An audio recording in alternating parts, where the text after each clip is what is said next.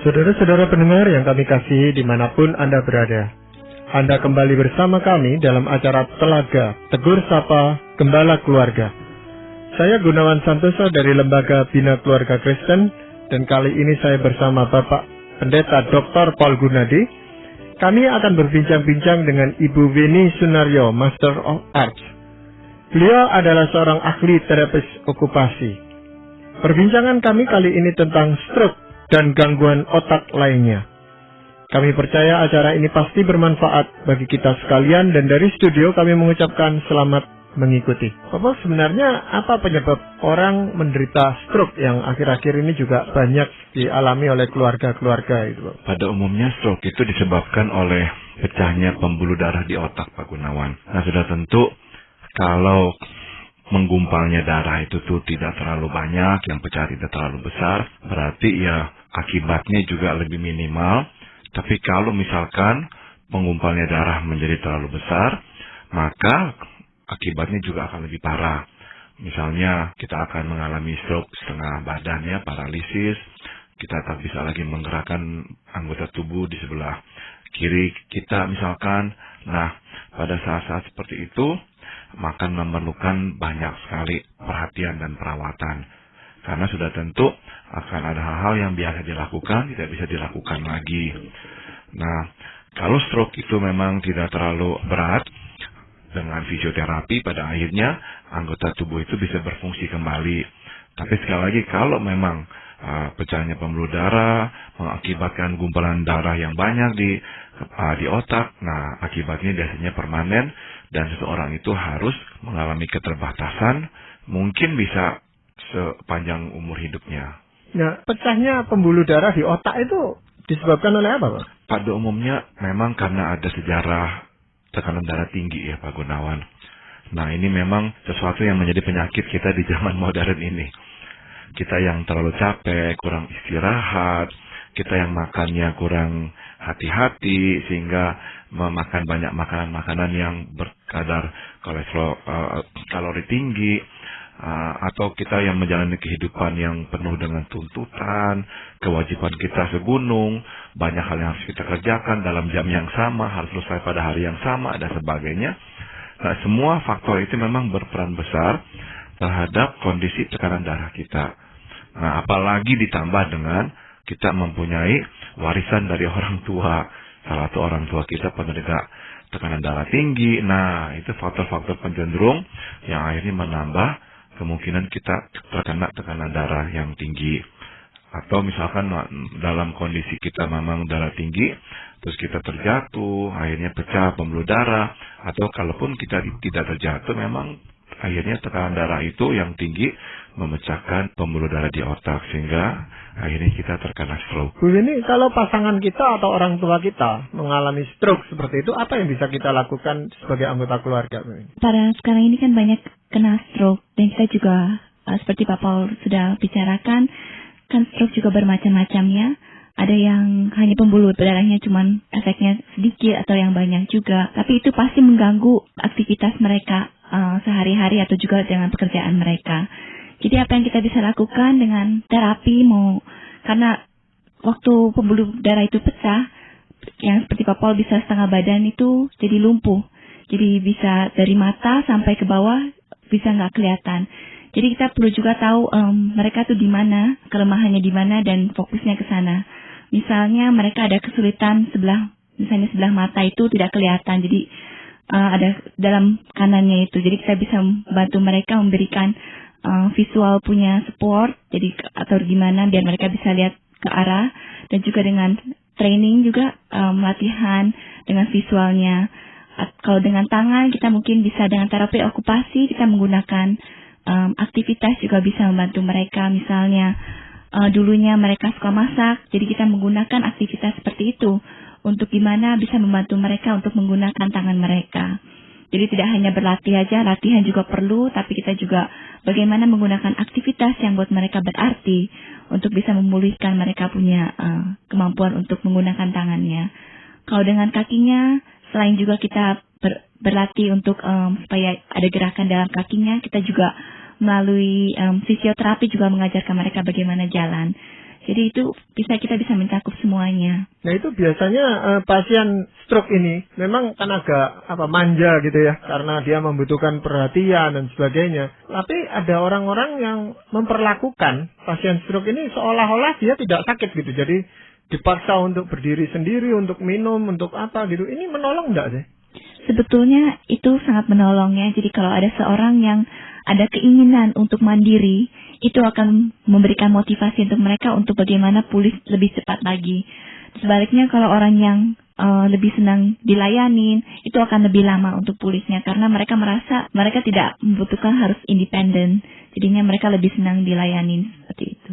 Ya memang ada beberapa orang yang senang bergantung pada orang lain, Pak Paul. Dia merasa selama dia masih sehat, dulu kurang diperhatikan. Nah ini sakit lalu dia menuntut banyak perhatian itu. Ada yang seperti itu, saya yakin Pak Gunawan. Ya, jadi dalam masa-masa sakitnya, dia ya mendapatkan sesuatu yang memang dirindukannya. Meskipun ya, dia harus membayar cukup mahal ya dengan dia itu harus sakit. Tapi saya kira lebih banyak orang yang sesungguhnya merasa frustrasi Pak Gunawan pada waktu harus dibatasi oleh stroke. Salah satu misalkan yang membuat mereka frustrasi adalah kemampuan verbal mereka terbatasi sekarang. Dulu mereka meminta, mau sesuatu, mereka bisa langsung memintanya. Sekarang tuh jarak antara mau sesuatu dan memintanya, jaraknya panjang. Nggak bisa langsung itu mengutarakan apa yang ingin dikatakannya. Atau dia itu tuh tahu dia mau mengatakan sesuatu. Tapi kata itu tidak bisa muncul-muncul di kepalanya. Tapi dia tahu itu kata ada. Namun dia tidak bisa mengingatnya. Belum lagi nanti dengan nama. Dia ketemu seseorang yang dia lihat setiap hari sebetulnya. Tapi waktu dia pengen panggil, dia nggak bisa memanggil nama itu. Sebab jarak antara adanya nama di otaknya dan mengeluarkan kata itu di mulutnya ternyata menjadi terputus. Jadi dia akan mengalami rasa frustrasi yang tinggi. Nah itu sebabnya kalau memang tidak ada kerjasama yang baik atau kalau tidak ada perawatan yang lembut, akhirnya penderita stroke cenderung marah. Itu tuh salah satu emosinya. Sering marah. Tapi nanti setelah marah nangis. Kenapa merasa sedih? Karena penderita stroke tahu bahwa ya saya sebetulnya bergantung. Saya kalau nggak ada orang ini, saya nggak bisa ngapa-ngapain. Dia sudah berbaik hati mau menolong saya. Tapi kok saya marah sama dia merasa bersalah. Saat dia sedih, dia nangis. Atau nggak ada angin, nggak ada hujan, dia akan depresi, sekali diam, nggak ada semangat hidup, bisa sampai lama. Kenapa? Sebab ya dia merasa kasihan dengan dirinya. Kok saya sekarang seperti ini? Dulu saya bisa pergi, bisa jalan, bisa berbuat ini, berbuat itu, bisa menyediakan kebutuhan keluarga saya. Sekarang saya sepertinya tuh hanyalah membebani keluarga. Jadi salah satu dampak dari dari stroke adalah turun naiknya emosi. Dan ini yang memang susah untuk dimengerti oleh orang yang merawatnya. Mungkin mereka berkata, kenapa kamu harus merasa begitu? Kan kami di sini, kami mengasihi kamu. Nah, jadi memang agak susah mengerti itu. Tapi di lain pihak adalah kita juga mesti sensitif gitu. Meskipun kita capek, namun waktu merawat sebisanya kita nggak mengeluarkan kata-kata yang menunjukkan kita itu sebetulnya udah nggak suka merawat dia. Karena sebelum kita berkata apa-apapun, dia sendiri sudah sangat sensitif. Dia tahu dia itu tuh adalah beban. Nah daripada dia menjadi beban, mendingan dia tidak ada di dunia ini. Nah, apalagi kalau dia harus melihat reaksi kita yang menunjukkan kita nggak suka. Tambah-tambahan, dia akan merasa lebih tertekan. Seperti itu, Pak Gunawan. Nah, tadi yang Pak Paul singgung tentang orang yang tahu tapi dia tidak bisa nyebut namanya dan sebagainya, Pak Paul ya. Ini sebenarnya apa, Pak Paul? Karena memang fungsi otak itu nggak lagi bisa bekerja seperti sedia kala, Pak Gunawan. Begitu ada terjadi pendarahan, berarti pembuluh-pembuluh darah itu tuh memang terputus. Memang kalau tubuh kita masih fit, usia kita masih relatif muda, kemungkinannya pembuluh darah itu tuh akan terbentuk kembali. Sebab itulah yang dapat dilakukan oleh tubuh kita ya. Waktu pembuluh darah yang halus itu akhirnya putus, nah nanti darah itu tuh karena memang akan harus dialirkan ya terus menerus, nanti akan secara otomatis tubuh itu membentuk saluran yang baru, saluran atau pembuluh darah yang baru. Namun kalau yang pecah adalah pembuluh darah yang besar, ya nggak bisa lagi ya, karena terlalu besar. Itu biasanya kalau setelah pecah ya pecah. Tapi kalau yang kecil-kecil memang masih bisa. Tapi ya kalaupun bisa, untuk benar-benar sampai kembali sedia kala itu sangat lama dan sangat-sangat sukar. Jadi akibatnya ya orang tersebut harus tetap mengalami gangguan. Nah karena pembuluh darah sudah pecah, darahnya juga memang kadang-kadang tergumpal di kepala, di otak kita. Itu akan mengganggu nanti itu kerja sel-sel di otak. Karena banyak hal-hal diatur oleh otak. Sel-sel otak kita lah yang saling menembak ya. Transmitter, neuron itu saling menembak-nembak, menciptakan beberapa daya fungsi dalam tubuh kita. Nah waktu itu tidak bisa lagi bekerja optimal, maka ya terganggu semuanya Pak Gunawan. Ingat sesuatu pengen ngomong, terus kita panggil, ini nih ya, baru pengen ngomong lupa lagi. Pengen ngomong apa tadi ya, padahalnya semenit yang lalu ingat, makanya memanggil seseorang untuk ngomong. Tapi pas sudah di depan matanya, kayaknya mau ngomong apa. Nah, itu tuh rasa frustasi, makanya terus menumpuk. Maka penting, ya sebagai perawat meskipun letih, kita tetap bersikap positif, membangun, menguatkan, memberi dorongan kepadanya, sehingga dia lebih bersemangat ya untuk bisa mengembangkan dirinya. Ya kalau orang yang menderita Parkinson itu apa Pak? Mungkin dalam hal ini Ibu Winnie coba bisa jelaskan kepada kami Ibu Winnie ya, apa tuh sebetulnya Parkinson dan apa bedanya dengan Alzheimer, dua penyakit yang akhir-akhir ini makin sering kita dengar ya istilahnya. Iya memang kita sekarang sering dengar penyakit tua, penyakit lupa atau Parkinson. Itu sebetulnya semua penyakitnya itu berasal dari otak. Seperti stroke, pembuluhan darahnya juga di otak. Alzheimer itu penyakit dari otak jadi degeneratif. Jadi itu biasanya kejadiannya di orang tua karena semakin tua semakin otaknya itu jadi menurun, kemampuan otaknya itu jadi menurun. Kalau Parkinson itu juga dari otak, itu jadi neurotransmitternya, jadi ada sesuatu neurochemicals yang namanya dopamin. Jadi mereka kekurangan dopamin, akhirnya mereka menimbulkan sakit Parkinson. Ya kalau stroke tadi kan kebanyakan karena tekanan darah tinggi dan sebagainya. Nah kalau Parkinson ini penyebabnya apa umum itu? Yang umum sebetulnya itu juga penyebabnya dari otak sentral, dari nervous systemnya. Jadi kalau itu pembuluh darah, kalau ini chemicalnya kekurangan yang satu chemical namanya dopamin yang mengakibatkan. Karena faktor usia gitu ya? Faktor usia. Nah itu biasanya mulai usia berapa orang rentan terkena Parkinson itu? Itu biasanya umur 50-an gitu ya, mulai terlihat. Dan juga tidak langsung, Parkinson itu dibagi beberapa stages ya. Jadi nggak langsung parah Parkinson yang parah atau gimana, karena itu ada berapa step-stepnya yang kita melihat gimana.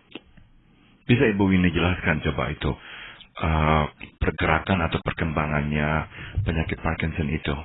Baik. Biasanya Parkinson itu dimulai dengan stage yang biasanya tidak terlalu terlihat lebih paling parah, itu biasanya yang biasa gerakan tangan saja. Jadi waktu diam orang itu hanya melihat tangannya gerak, itu biasanya yang paling tidak serius ya. Itu biasanya stage pertama dimulai oleh itu. Setelah itu masuk ke stage 2, mulai kelihatan kedua tangannya goyang dan kadang-kadang balance-nya suka terganggu. Dan juga kadang-kadang mau duduk atau gimana mereka rada sulit. Terus stage ketiga mungkin postur mereka kurang stabil jadinya. Mulai kelihatan posturnya kurang stabil, ngebungkuk segala macam. Tapi fungsinya mereka bisa hari-harinya belum terlalu terganggu. Itu stage ketiga, dan waktu mereka masuk stage keempat, posturnya stabilnya lebih parah lagi. Dan kali ini mungkin bisa jalan tapi fungsinya mungkin sehari-hari dapat menjaga diri sendiri, misalnya mandi, gosok gigi, segala macam, itu terganggu jadinya. Mulai dari sini mulai kelihatan fungsi-fungsinya itu terganggu semua. Dan akhirnya stage yang kelima itu waktu mereka sudah tidak bisa jalan dan akhirnya harus menggunakan kursi roda atau juga mereka harus terus berbaring di ranjang. Nah itu karena bertahap seperti itu ya. Ketika yang pertama itu sudah kelihatan, misalnya tadi Bu Winnie katakan tangannya bergerak-gerak di luar kontrolnya dia, apakah masih bisa ditolong orang seperti ini? Karena ini dari otaknya dopamin level mungkin kita sulit untuk mengontrol, untuk dengan terapi sulit mengontrol karena itu dari otak. Mungkin mereka bisa minum obat segala macam untuk menaikkan chemical dopamine ini. Tapi biasanya terapi T membantu mereka untuk memodifikasi lingkungan atau mengedukasi yang menjaganya mereka, bagaimana untuk membantu mereka untuk sehari-harinya. Dengan kata lain, Pak Gunawan, sebetulnya tidak ada obatnya untuk menyembuhkan penyakit-penyakit ini. Tapi obat itu bisa memperlambat perkembangan penyakit itu. Misalkan seorang tokoh yang kita tahu menderita penyakit Parkinson namun tetap hidup adalah Billy Graham. Meskipun dia sudah menderita itu cukup lama ya, sudah bertahun-tahun. Jadi dengan pengobatan yang baik, ternyata proses perkembangannya itu bisa diperlambat. Sehingga sampai tahun lalu pun pendeta Billy Graham masih bisa berkhotbah, meskipun beliau berkhotbah tidak lebih dari 10 menit. Karena tidak bisa lagi berdiri dengan kuat sehingga harus duduk. Nah, tapi itu pun hanya 10 menit. Jadi ya, masih bisa diperlambat. Menjawab pertanyaan Pak Gunawan tentang penyebabnya, akhirnya memang kita harus mengakui satu hal Pak Gunawan.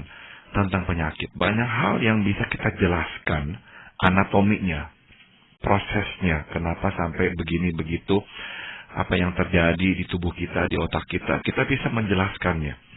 Tentang Parkinson, level dopamin yang menurun dan sebagainya. Tapi kalau kita ditanya, kenapa kok sampai begitu? Memang kita tidak bisa memberikan jawabannya. Ya, jadi penyakit-penyakit ini ya seperti itu juga. Kenapa ada orang yang sudah tua 91 tahun tetap ya berfungsi dengan sangat sehat, tajam pikirannya, tapi ada orang umur 55 tahun bisa terkena Parkinson. Memang itu semuanya adalah sebuah misteri yang tidak bisa kita ketahui. Ya memang di samping itu gaya hidup seseorang itu juga akan menentukan masa tuanya gitu Pak Paul ya. Betul sekali. Jadi makin sehat kita hidup kalau masih muda, ya makin besar kemungkinan di hari tua kita akan menuai hari-hari tua yang juga lebih sehat. Jadi Parkinson ini bukan sekedar pelupa gitu ya. Jadi bukan sekedar orang yang gampang lupa gitu, bukan? Bukan. Sekali memang kita kaitkannya dengan lupanya saja ya. Tapi sebetulnya memang itu hanyalah bagian kecil ya dari apa yang dialami oleh seorang penderita Parkinson maupun Alzheimer. Apa begitu Ibu Winnie? Ya, Parkinson mungkin kita terlihat dalam gerakannya mereka. Jadi orang yang Parkinson sama Alzheimer mungkin berbeda ya. Orang Alzheimer baru kelihatan pelupa biasanya. Jadi karena mereka punya otak semakin tua semakin degenerate, jadi semakin lama kelupaannya semakin menambah. Mungkin Parkinson bisa lupa tapi tidak separah Alzheimer, karena Alzheimer tambah lama tambah lupa. Kalau Parkinson tambah lama tambah ada masalah dalam tubuh mereka jadinya. Sebenarnya regenerasi otak ini bagaimana Pak Paul? Kalau kulit misalnya gitu terluka itu kan bisa sembuh walaupun ada bekasnya dan sebagainya. Tapi kalau otak ini bagaimana sebenarnya? Memang otak itu mempunyai sel ya, sama seperti anggota tubuh yang lainnya. Dan sel itu terus-menerus reproduksi ya, mati hidup. Nah, pada masa kita tua, makin banyak yang tidak lagi hidup kembali, tidak lagi bisa diproduksi. Jadi dengan matinya sel-sel otak itu ya makin juga berkurangnya kemampuan-kemampuan kita. Nah, itu adalah memang bagian dari hidup yang harus kita terima ya. Kita nggak bisa mempertahankan diri di usia tua sama seperti di usia muda. Nah, penyakit Alzheimer disebut degenerative, artinya memang sebuah penyakit yang makin hari itu makin berat, makin membatasi. Jadi akhirnya pada akhir orang tersebut dalam kondisi yang makin hari makin melemah, dia tidak lagi bisa berfungsi ya. Berarti bukan hanya fungsi otaknya tak bisa berfungsi, pada akhirnya bukan saja anggota-anggota tubuhnya tak bisa berfungsi seperti sedia kala, tapi nantinya di dalam tubuhnya, anggota-anggota organ tubuh yang di dalamnya pun tidak lagi berfungsi seperti yang sedia kala karena terganggu semua. Karena semua diatur oleh pusat syaraf di dalam otak kita, dan karena adanya gangguan itu semua nanti akan terpengaruh. Fungsi-fungsi kerja organ-organ dalam tubuh kita pun tidak lagi bisa bekerja seperti biasa. Nah, pada akhirnya ya kalau sudah terlalu parah, makanya akhirnya kita meninggal dunia. Ya, ada yang mengatakan memang lebih baik sudah tidak bisa apa-apa seperti itu daripada tadi stroke tapi dia masih bisa jalan separuh-separuh dan sebagainya. Ini bagi keluarga sebenarnya itu lebih merepotkan daripada orang yang tidak bisa apa-apa gitu Pak Paul. Penyakit Alzheimer dan Parkinson memang bisa sangat meletihkan dan menyusahkan dalam pengertian susah emosional, susah karena nantinya dia bisa tidak mengenal kita lagi. Kalau penderita stroke kan masih bisa tahu siapa kita. Tapi untuk penyakit seperti Alzheimer, dia tidak tahu siapa kita. Dia akan pikir kita itu tuh temannya. Atau dia akan ngomong kepada kita tentang kita. Kamu tahu nggak, saya punya seorang anak, namanya siapa. Padahal kita anaknya sendiri. Atau kadang-kadang dia menangis. Dia cerita, dulu waktu saya muda, saya begini. Padahalnya dia ngomong dengan kita sendiri. Nah, itu tuh yang seringkali memerihkan hati ya. Bagaimanakah kita mendengarkan orang yang kita kasihi berbicara seperti ini, tidak tahu siapa kita. Kita sebut, saya sini, saya anakmu, saya ini istrimu, nama saya siapa. Jangan berkata, bukan, kamu bukan istri saya namanya ini kok. Nah, itu tuh yang membuat masa merawat orang-orang yang terkena gangguan ini menjadi masa yang sangat menekan sekali. Sebab sekali lagi kita kehilangan orang itu. Tubuhnya masih tubuh yang sama, tapi di dalamnya itu tuh sepertinya tidak ada lagi dia. Sudah tidak ada lagi orang itu. Hanyalah tubuhnya saja. Ya, nah dalam hal ini memang bukan cuma membutuhkan pengorbanan perhatian, Pak Paul. Itu biaya yang dibutuhkan juga sangat besar. Dan ini keluarga harus berkoordinasi dengan yang lain. Itu bagaimana mengatasi masalah biaya ini, Pak Paul? Obat-obatnya sudah tentu sangat mahal nih Pak Gunawan. Belum lagi perawatannya, kalau kita nanti harus meminta bantuan seorang suster atau apa, wah itu akan sangat-sangat membebani keluarga. Mungkin Ibu Winnie bisa kasih kami masukan yang singkat, yaitu apa tuh yang bisa keluarga lakukan untuk tetap mendaya fungsikan penderita Alzheimer dan Parkinson. Nah, khususnya untuk Alzheimer memang sulit dengan banyak lupanya. Jadi khususnya tadi Papa udah jelaskan, kita bisa dilupakan sebagai yang menjaganya. Apa yang kita bisa lakukan, kita bisa taruh foto di sekitar ruangannya, supaya mereka juga terus mengingat waktu foto bersama dengan dia. Dan juga biasanya mungkin mereka sering lihat kita mungkin tapi lupa siapa diri kita. Tapi mungkin mereka juga bisa mengingat kita tuh yang selalu dekat dengan mereka. Jadi kita mungkin bisa mengingatkan mereka, saya tuh anaknya, saya tuh cucunya. Jadi memperlihatkan mereka foto-foto yang dulu atau yang sekarang. Jadi bisa buat mereka seenggaknya melihat, mungkin nggak bisa ingat terlalu lama, tapi bisa membawa mereka juga ingat. Atau juga mungkin mereka kadang-kadang suka lupa di dalam rutinitas sehari-hari. Dan dengan demikian, apa yang kita bisa bantu di dalam rumah, membuat schedule untuk mereka. Bisa melalui kata-kata atau melalui gambar. Jadi misalnya pagi-pagi apa yang harus mereka lakukan, mereka kadang-kadang lupa. Jadi kita bisa membuat satu gambar, jadi misalnya mereka bangun tidur, harus ada gambar sikat gigi dulu, setelah itu mandi, terus makan, dan dengan menggunakan gambar-gambar seperti itu akan memberikan mereka ingat, oh saya harus begini, harus begitu. Jadi seandainya orang harus keluar, orang rumah yang bisa menjaga harus keluar, mereka juga diingatkan seperti itu. Dan juga kita bisa membantu dalam situasi di rumah supaya mereka aman, jangan sampai ada yang hal-hal tertentu yang membahayakan mereka.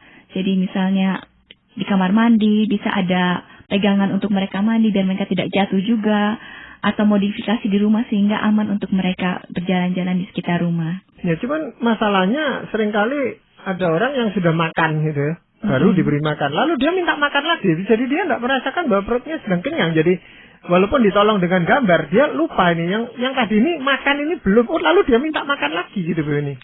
Ya itu memang sulitnya untuk kita ngomong, kamu udah makan. Tapi kalau memang seperti itu, ya mungkin kita bisa kasih makanan yang lain, misalnya makanan buah-buahan atau makanan kecil. Jadi sehingga mereka mungkin, biarpun kita udah bilang udah makan tadi sekarang aktivitasnya ini, tapi kita juga bisa mendistraksikan mereka ke arah sana. Tapi kalau memang mereka ingin sekali makan, ya kita kasih makanan kecil juga bisa. Iya, masalah yang sering kali dihadapi itu adalah karena mereka pemarah gitu jadinya. Iya. Karena sensitif gitu ya, langsung sering kali marah-marah. Dan kita yang melayani ini lama-lama juga ada ambang batasnya yang merasa jenuh gitu. Marah-marah terus, lalu diserahkan aja ke seorang perawat atau apa, tapi dia merasa tidak diperhatikan lalu. Iya, memang sulit untuk seorang yang menjaga, khususnya yang udah tua ya. Jadi seperti mengurus anak kecil kembali.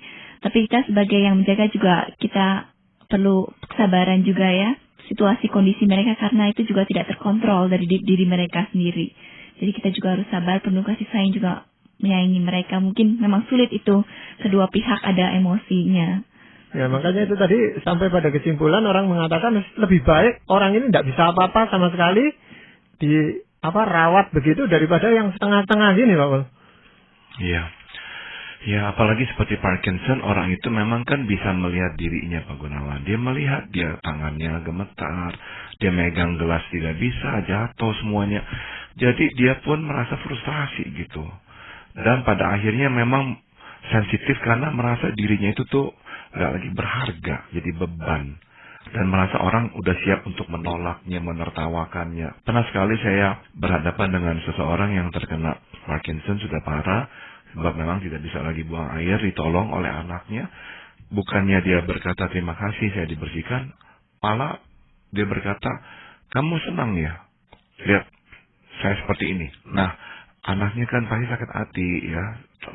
Masa dia dituduh seperti itu oleh ayahnya sendiri dan sebagainya. Tapi ya memang itulah yang dirasakan oleh si ayah yang sakit itu. Dia sudah terhina, dia sudah nggak ada lagi harganya, dan seolah-olah orang sedang menertawakan dan mau menghinanya. Itu sebabnya emosinya labil sekali dan bisa marah. Untuk itu Pak Gunawan, saya kira kita perlu kembali ke firman Tuhan ya. Firman Tuhan di Mazmur 139 ayat 13 berkata, sebab engkaulah yang membentuk buah pinggangku, menenun aku dalam kandungan ibuku.